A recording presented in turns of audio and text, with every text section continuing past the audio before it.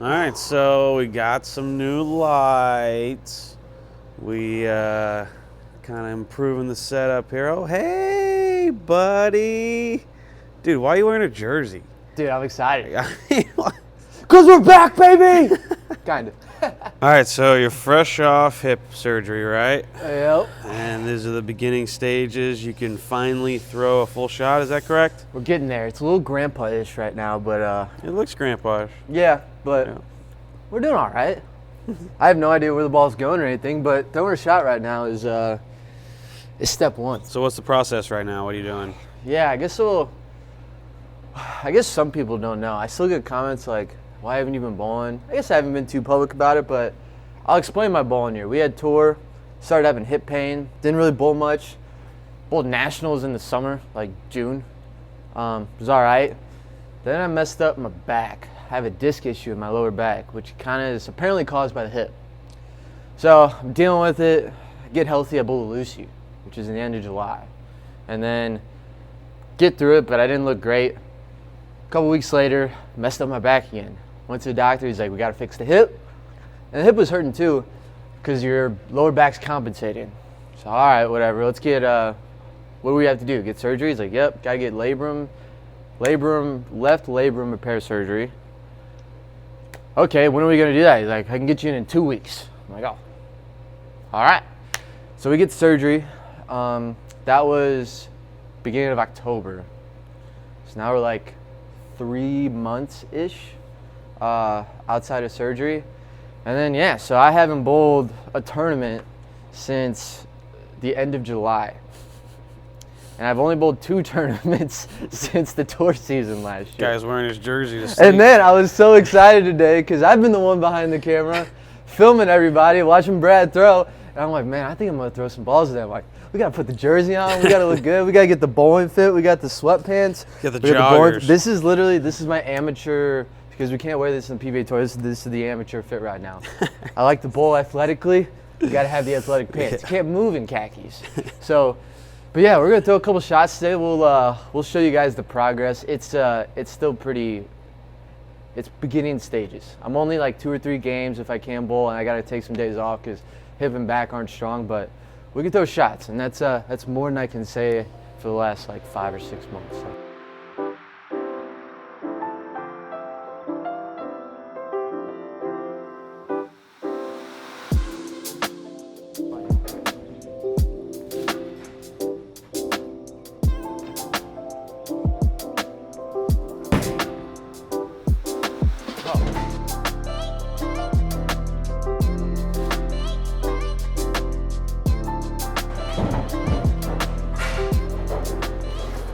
Oh, God.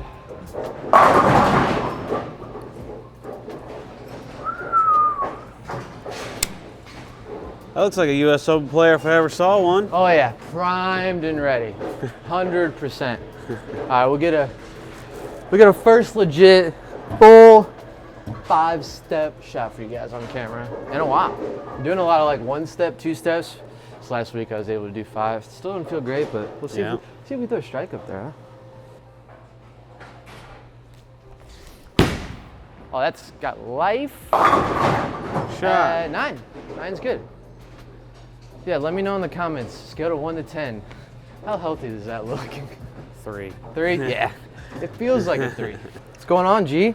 Well, we actually leave for the U.S. Open in a weekend day. And, you know, there's never really, like, you can't prepare. The best preparation are, like, tournaments. So if you're going in just practicing, it's like, well, you're not going to be able to emulate anything. You can't emulate the rev rate. You can't emulate the competition. So what do you actually work on? Well, right now, I'm thinking, okay, so, well, I'm nursing a little bit of a knee thing. So I'm making sure that my muscles in my leg are activated when I throw the shot, right? Because the less activated your muscles are in your leg, the more pressure it puts on your knee. So you got to make sure that you're using, especially going into a lot of tournaments and a lot of games, you got to make sure your knee is okay. So I'm kind of nursing that a little bit, but the typical thing I work on is making sure that my trail leg is in the correct spot. Not only is it in the correct spot, that I can put it there basically every time. But I'm thinking, well, if I have it more closed and my pinky toe down, that kind of closes my hips.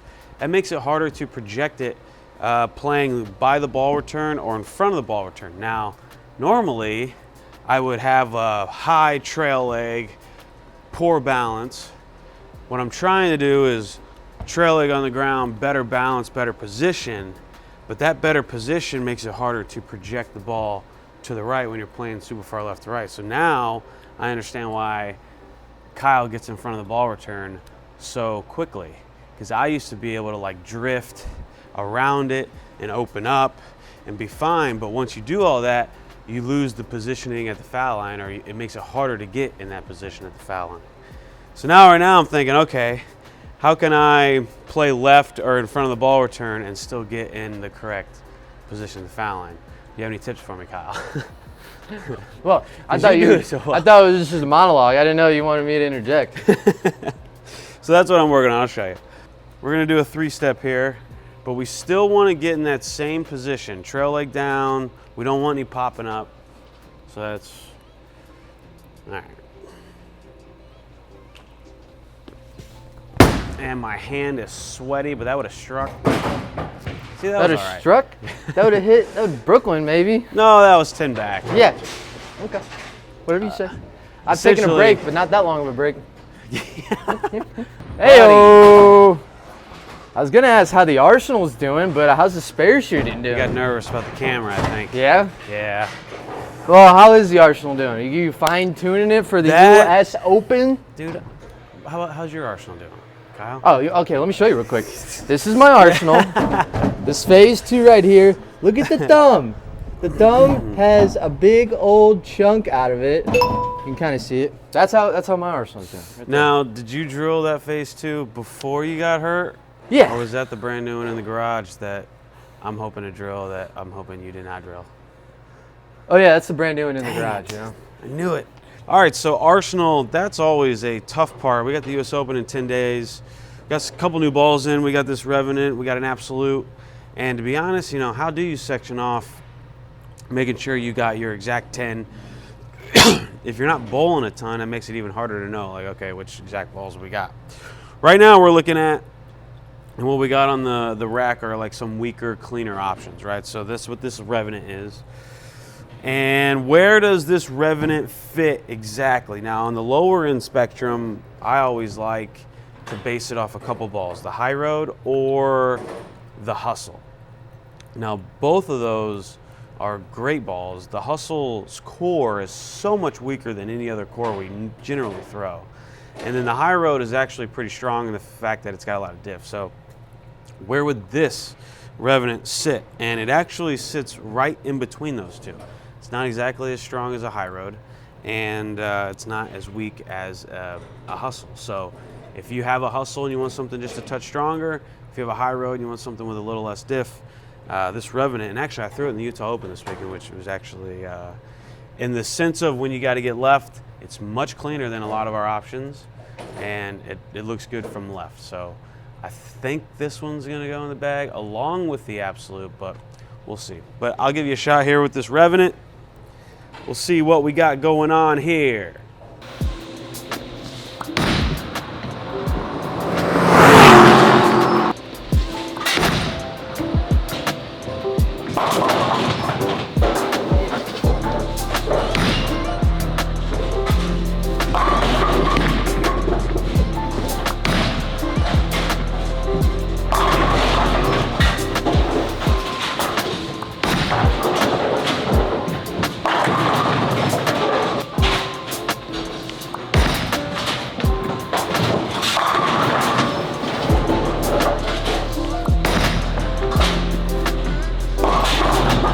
All right, so you can kind of see that Revenant is pretty clean. I threw the last 2 shots with the phase 5, and you can just, it's pretty obvious that this ball is much stronger.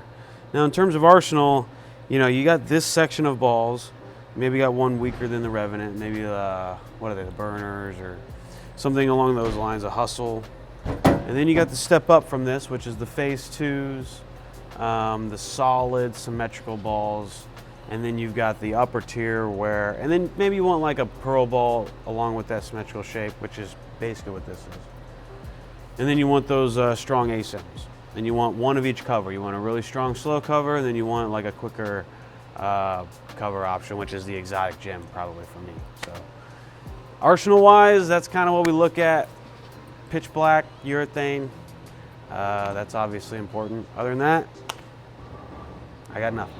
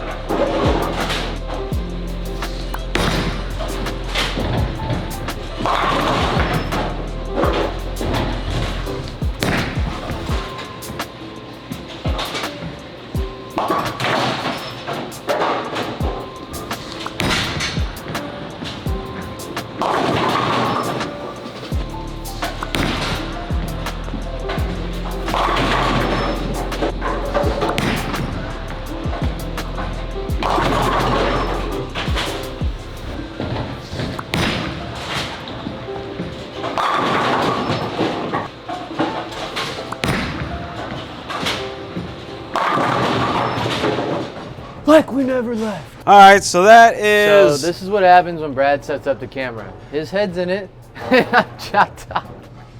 Hey man, you got to get the pretty face in Hey here. guys, thanks for watching the video. Yeah, we don't like your hair anyway, man. We gotta... All right, dude. Tour's happening. Tour's. We leave in like what? 9 days, something like that. 10 days. 8 days. 8 days. I don't even know. I'm not bowling. Maybe 9. Yeah, I'm not bowling the U.S. Open, by the way. They're just not ready for it. But I'm gonna try to bowl the second event. I'm gonna be the cameraman because that's my job these days.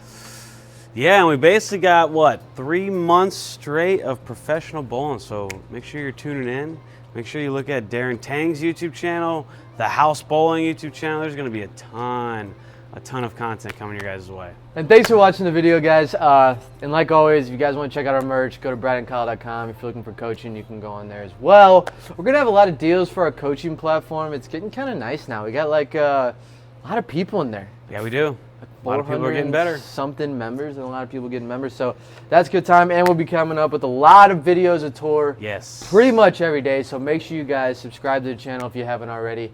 And like Brad said, go check out all the bowling content. It's going to be crazy. It's going to be an awesome 2023. We want you to be a part of it. See y'all later.